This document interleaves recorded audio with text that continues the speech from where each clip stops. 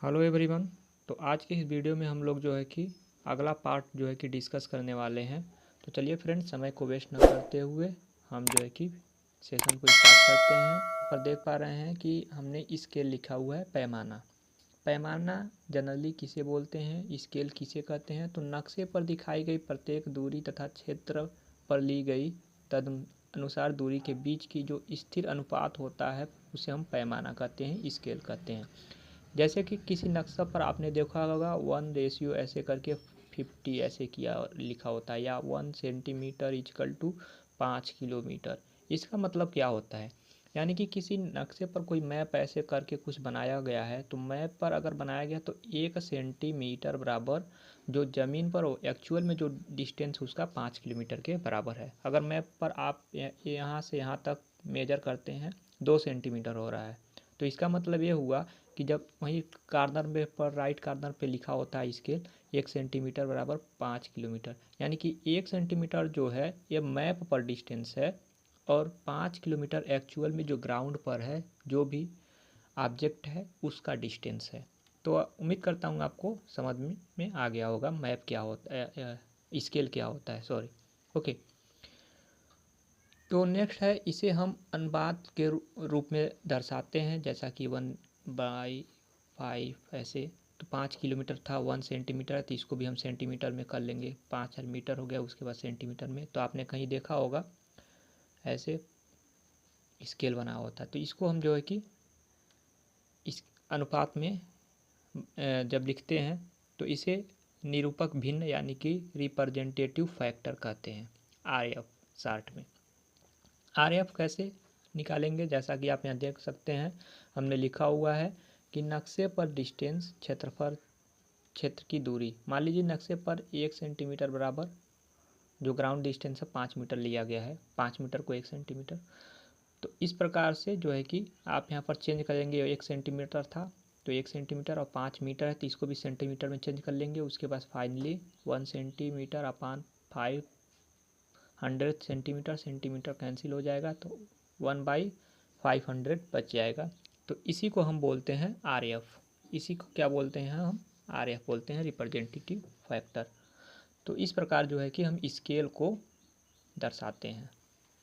अगला है स्केल के प्रकार, काइंड ऑफ स्केल। तो बेसिकली 3 प्रकार से मुख्यतः स्केल होते हैं। बेसिकली 2 प्रकार के होते हैं, एक ग्राफिकल स्केल होता है और एक वर्नियर पैमाना होता है। आप याद रखें कि ग्राफिकल जो स्केल होता है यानी कि ग्राफ द्वारा बनाया जाता है, इसी का हमें यूज में देखना है। तो साधारण जो पैमाना होता है जिसे प्लेन स्केल बोलते हैं, एक विकर्ण पैमाना जिसे डायगोनल स्केल बोलते हैं। जो प्लेन स्केल होता है इससे हम 2 मेजरमेंट ले सकते हैं, और जो डायगोनल स्केल होता है इसमें हम 3 मेजरमेंट ले सकते हैं। तो आपको ये वाला याद रखना है पॉइंट, प्लेन स्केल 2 माप पढ़े जा सकते हैं। यानी कि प्लेन स्केल में पूछेगा क्वेश्चन कितने माप पढ़े जा सकते हैं, तो 2।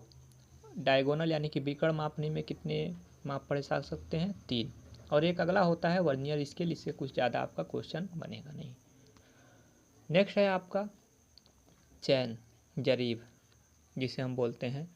तो बेसिकली जो चैन होता है, अगर ऐसे कुछ चैन बनाकर स्टैंडर्ड जो एक माप होता है चैन की, अगर इस प्रकार से मार्का लगा होता है, चिन्ह लोहे का ऐसे थोड़ा सा टिक्की बना होता है, ऐसे डबल किया होता है, फिर एक ट्रिपल किया होता है 3 बार।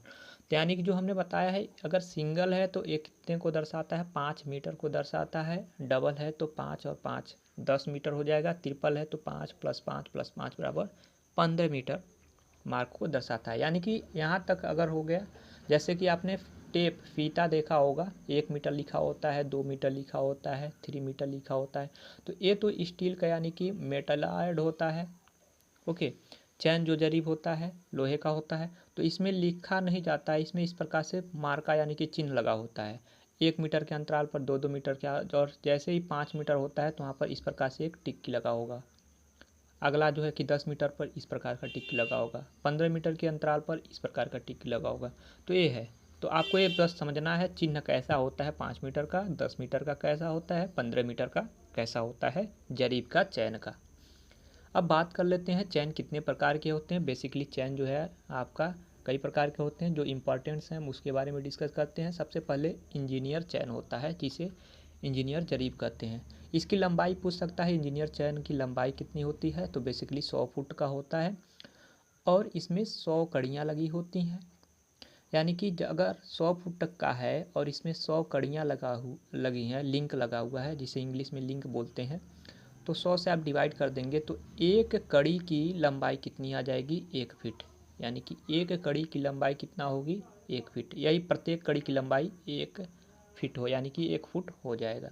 इसी प्रकार ये पूछता है इंजीनियर चैन में एक लिंक कितने फीट के बराबर, एक लिंक होता है कितना, तो 1 फुट का होता है एक लिंक।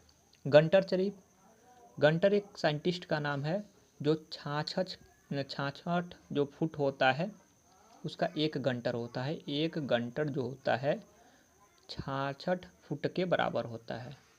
और 66 फुट यानी कि इसमें भी 100 कड़ियाँ होती हैं।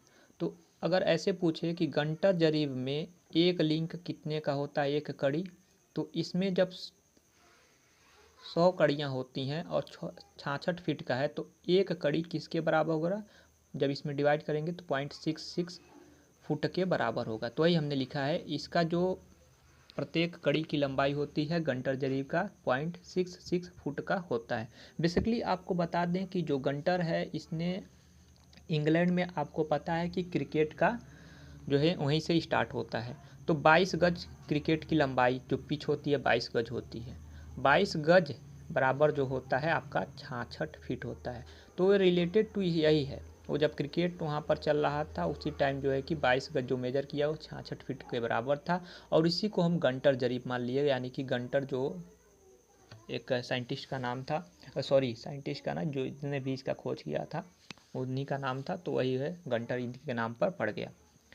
अगला है रेवेन्यू, जिसे इंग्लिश में रेवेन्यू, जो लेखपाल आपके मेजर करते हैं। तो राजस्व चैन होता है, ये 33 फुट का होता है। इसमें 16 कड़ियाँ लगी होती हैं। तो एक कड़ी में कितने फीट होंगे, आप इसे डिवाइड करेंगे तो 2 सही 1/16 फुट बराबर एक कड़ी होगा। ओके। मीटर चैन, मेट्रिक चैन, जो आप आजकल टेप वगैरह देखते हैं सब मेट्रिक चैन है। 5, 10, 20, 30 मीटर ऐसे अंतराल पे आते हैं। बेसिकली आपको बस इतना याद रखना है कि 1 मीटर में 5 कड़ी होती है और मीट्रिक चैन में, और 20 सेंटीमीटर का इस प्रकार से हो गया एक कड़ी। तो ये आपको याद रखना है। हो सकता पूछ ले मीट्रिक चैन में 1 मीटर में, या 10 मीटर ऐसे कह दे, या कुछ भी कहे, तो 5 मीटर मान लीजिए कहता है 5 मीटर में कितने कड़ी होंगे, तो 1 मीटर में 5 कड़ी हो रहा है लिंक। तो 5 में 5 गुणे 5 कर दीजिए, 5 5 25 कड़ी हो जाएगा इस प्रकार से। तो वही है, मान लीजिए 30 मीटर का चैन है तो इसमें कितने कड़ियाँ होंगी, तो भाई 30 हो गया और गुणे 5 हो गया, तो हो जाएगा 5 3 15 150 कड़ी। अगर यह 20 मीटर का चैन है तो इसमें भी 5 से गुणा करेंगे तो 20 मीटर वाले चैन में 20 25 100 कड़ी। तो इस प्रकार से आपको याद रखना है। अब बात करते हैं टेप का, जो वर्तमान में ज़्यादातर यूज होता है। तो टेप यानी कि जिसे हम फीता बोलते हैं, इसको जो है कि बेसिकली 4 भागों में डिवाइड किया गया है। पहला जो है लिनन टेप, जिसे हम बोलते हैं क्लॉथ, कपड़े का, यानी कि सूती फीता बोलते हैं। ओके। दूसरा बस आपको याद रखना है स्टील मेटालिक टेप, कोई धातु का तार का बुना होता है फीता, बेसिकली ये ब्रांस और कापर का बना होता है। स्टील टेप जो होता है इसमें कुछ त्रुटियां हो रही थी, तो इसको मॉडिफाई करके, सुधार करके थोड़ा इससे एक्यूरेट बनाया गया स्टील यानी कि इस्पात का फीता। अब क्या हुआ, स्टील में भी कुछ त्रुटियां थी, इसको और बेटर किया गया और इम्प्रूवमेंट इसमें किया गया, और इसमें क्या है, इनवार फीता किया गया। सबसे शुद्ध फीता इसी को माना जाता है। तो इसमें जो स्टील था 64% स्टील और 36% निकिल को मिलाकर इनवार टेप का जो है कि इनवार फीता का आविष्कार किया गया, यानी कि बनाया जाता है। तो आप इसको याद रखेंगे, काफ़ी इंपॉर्टेंट है, हमने स्टार भी लगा रखा है कि इनवार टेप में निकिल और स्टील की परसेंटेज कितनी होती है, तो ये आपको बिल्कुल याद रखना है। और किससे बनता है, निकिल और स्टील से। स्टील की परसेंटेज 64%, निकिल की परसेंट 36%। आप इसको याद रखेंगे, काफ़ी इंपॉर्टेंट है। नेक्स्ट है आपका 1 एकड़। आपने गांव में सुना होगा 1 एकड़ में कितने जो है कि फिट होते हैं, ऐसे पूछ ले तो बेसिकली आपको हमने 1 एकड़ 10 घंटर स्क्वायर होता है। और हमने जैसे कि पहले ही बताया कि 1 घंटर में कितना होता है, 66 फीट। तो स्क्वायर घंटर है तो 66, पूरे 66 स्क्वायर फीट में आप चेंज कर लेंगे। तो स्क्वायर फीट में चेंज करेंगे तो स्क्वायर फीट में आ जाएगा 43,560 स्क्वायर फीट, जो होता है किसके बराबर होता है, 1 एकड़ के बराबर होता है। आप इसे याद रख सकते हैं। इसी प्रकार आप जो है कि डायमेंशन को चेंज करके आप इजीली जो है कि फाइंड आउट कर सकते हैं। नेक्स्ट हम बात करते हैं ट्राइंगल की। जैसा कि आपने ट्राइंगल देखा होगा, अगर ट्राइंगल कुछ इस प्रकार से है, तीनों का एंगल जो है कि 60 है, तो इस प्रकार को जो हम बोलते हैं आइडियल, आदर्श त्रिभुज बोलते हैं। अगर कोई त्रिभुज है जिसका तीनों कोणों में से जो भी एंगल है 30 और 120 डिग्री के बीच है, तीनों कोण, ना तो इससे कम हो तीनों में से कोई भी, ना इससे ज़्यादा हो। तो जैसा कि आप यहाँ देख सकते हैं, हमने तीनों कोण, एक को लिखा है 80 डिग्री, दूसरे को लिखा है हमने 60 डिग्री और तीसरे को 40 डिग्री। तीनों का इंक्लूडेड एंगल 180 डिग्री तो होगा ही, बट कोई भी एंगल इन तीनों में से 80, 60 और 40 ना तो 30 अंश से कम है, ना तो जो है कि ग्रेटर देन है 120 डिग्री से। इस प्रकार के त्रिभुज को हम बोलते हैं वेल कंडीशनल जो है कि त्रिभुज। ओके, अगला है, अगर ये फॉलो नहीं करता है रूल तो इसको इल कंडीशनल ट्राइंगल बोल देंगे बस। आप यहाँ देख सकते हैं 20 डिग्री का है, तो जो 30 अंश से कम है, इस कारण से इल कंडीशनल ट्राइंगल है। आप इसे याद रखेंगे। हो सकता है आपको ऐसे फिगर बना दे और दे दे और ऑप्शन में दे देगा आइडियल, वेल कंडीशनल, इल कंडीशनल, निम्न में से पूछ लेगा कौन सा किस प्रकार का जो है कि त्रिभुज है। तो अगर एंगल आपका 30 से 120 डिग्री के बीच है तो वो वेल कंडीशनल ट्राइंगल होता है। आप इसे याद रखेंगे। अगर आपको हिंदी में, इसका हिंदी हमको भी नहीं पता है फ़िलहाल के लिए, अभी इसे शायद वेल कंडीशनल को कार्य ऐसे करके कुछ बोलते हैं, हमें क्लियर नहीं पता। आप इसे गूगल कर लीजिएगा। या आपको मैं पहले बता दूं कि जब पेपर बनता है तो हिंदी और इंग्लिश दोनों दिया होता है, तो अगर आपको हिंदी ना समझ में आए तो इंग्लिश वाला फॉर्म आप देख सकते हैं और इससे आप इजीली जो है कि लगा सकते हैं। ठीक, नेक्स्ट हम